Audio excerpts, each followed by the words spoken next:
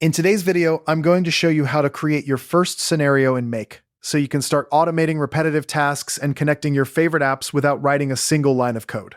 If you find this helpful, be sure to like and subscribe, and let's get right into it. Start by opening your browser and heading over to make.com. Sign in with your account credentials, and once you're in, you'll land on the Make dashboard. This is your command center, where you'll create and manage all your automations. In the left-hand menu, look for the Scenarios option and click it. This section holds all of your automation workflows. If your account is new, the list will be empty, which is perfectly fine because we're about to build your first one.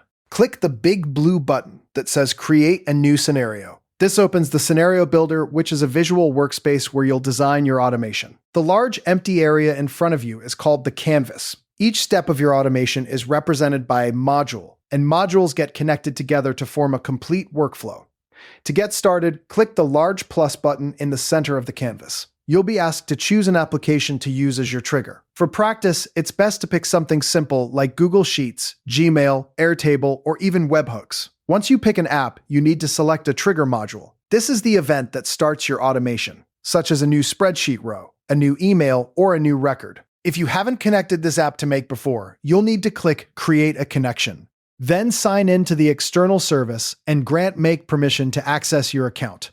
Once connected, you can configure the trigger by selecting the specific spreadsheet, inbox, or database you want Make to watch.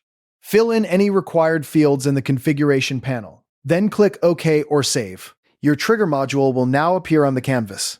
Now hover over the trigger module and click the plus icon that appears beside it.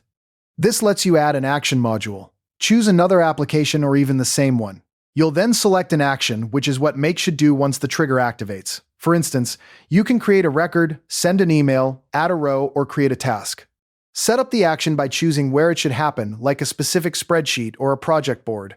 You'll need to select an existing connection or create a new one if prompted. Then comes the powerful part, data mapping. Make will display data from your trigger module, and you can click into any action field to select that trigger data. For example, you might map an email address from your trigger to a subscriber email field, or a form name to a spreadsheet column. Make sure all required fields contain data, then click OK to save the action module.